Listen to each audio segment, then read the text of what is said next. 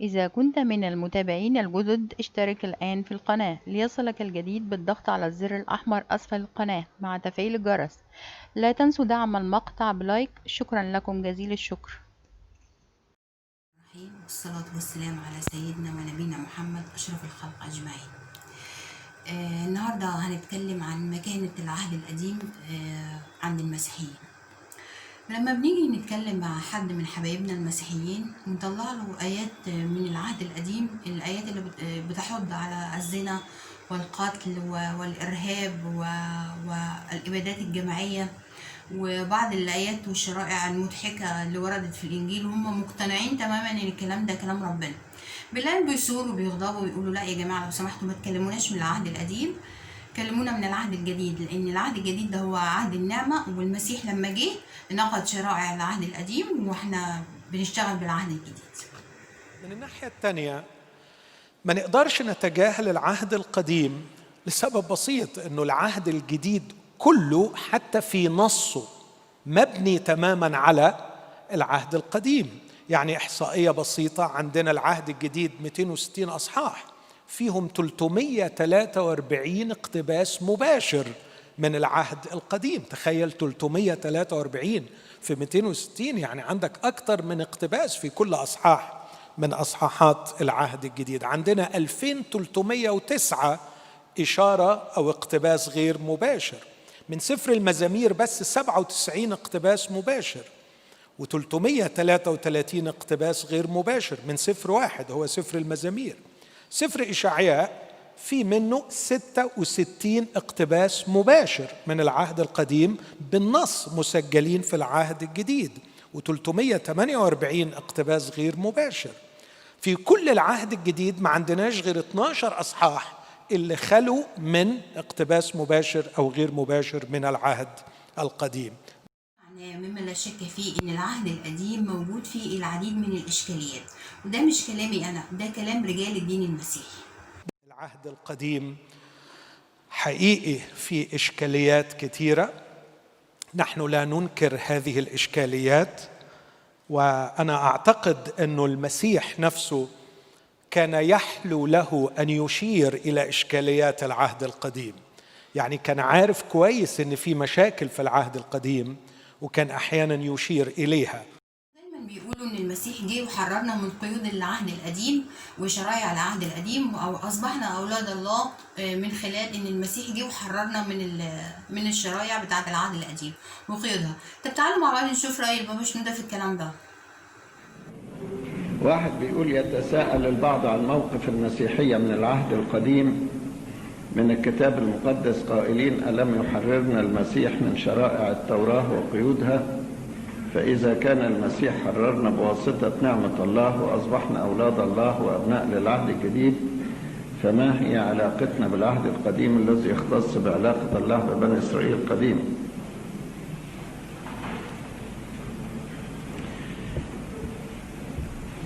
أولا، إذا كان الناس اللي بيقول كده مسيحيين، يبقوا طبعا مش مسيحيين مظبوطين، لأن المسيح نفسه استخدم آيات العهد القديم. شفتوا البابا شنودة نفسه بيقول ان اللي بينكر العهد القديم، المسيحيين اللي بينكروا العهد القديم بيبقوا مسيحيين مش مظبوطين. ده حتى المسيح نفسه استشهد بآيات من العهد القديم في العهد الجديد. ده حتى العهد القديم والعهد الجديد دول مدرجين الاثنين مع بعض في كتاب واحد اسمه الكتاب المقدس. يعني انت ايها المسيح مطالب بشرائع العهد القديم مثلما مطالب بشرائع العهد الجديد، الاثنين بيكملوا بعض بلا استثناء. ونحن العهد القديم والعهد الجديد بنضعهم في كتاب واحد اسمه الكتاب المقدس.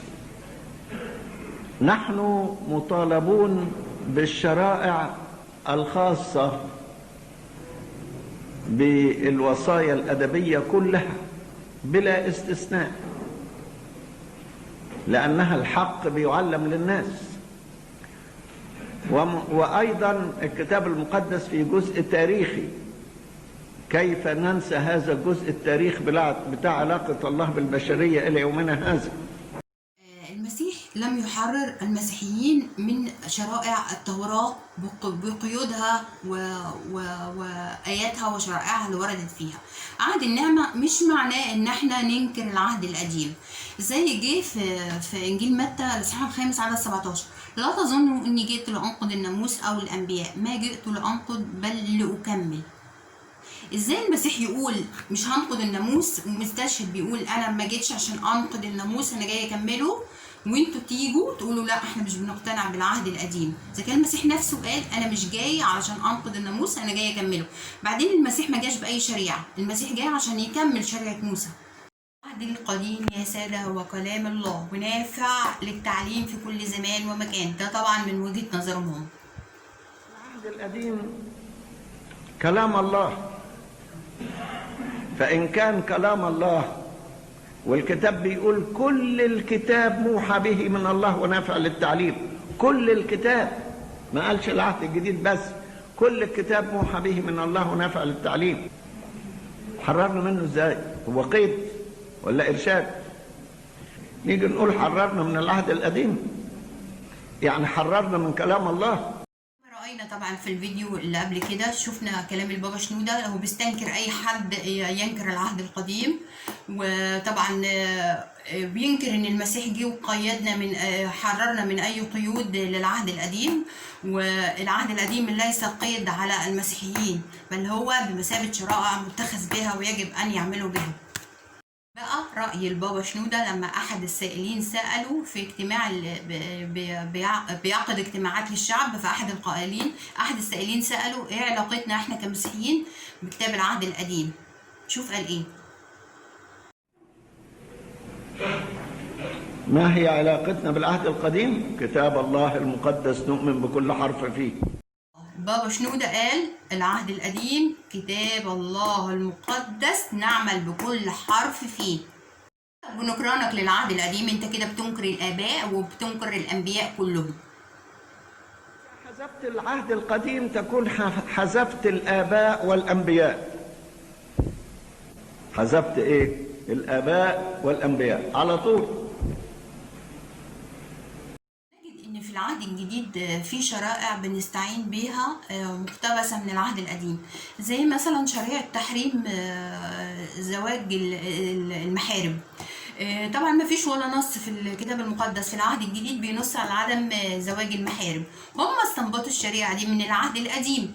بناء عليه انت بتاخد اهو من شرائع العهد القديم، وما ينفعش تاخد حاجة وتسيب حاجة، لا اما تاخده كله بجملته واما تسيبه كله بجملته، وفي حاله اذا سبته كله بجملته يبقى انت كده بتكفر بالديانه المسيحيه بناء على كلام البابا شنودة.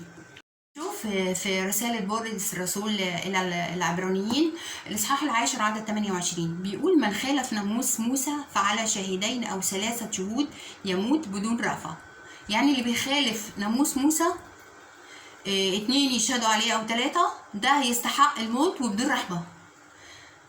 صراحة أنا عملت الفيديو ده مش من باب السخرية أو الاستهزاء بالمسيحيين، أنا عملت الفيديو ده لأن أنا ناوية في الفترة القادمة إن أنا أتناول شبهة من الشبهات اللي كانت بتطلق على الإسلام، وهي الإرهاب والقتل، وعلشان لما أجيب آيات من العهد القديم ما يرجعوش ويقولوا لا إحنا ملناش دعوة بالعهد القديم. أديني جبت أدلة إن العهد القديم مفعل ولازم ناخد بيه، وإلا اللي هينكره هيبقى كفر بالديانة المسيحية من خلال رجال الدين المسيحيين.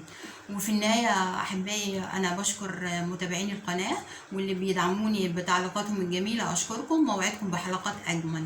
السلام عليكم ورحمة الله وبركاته.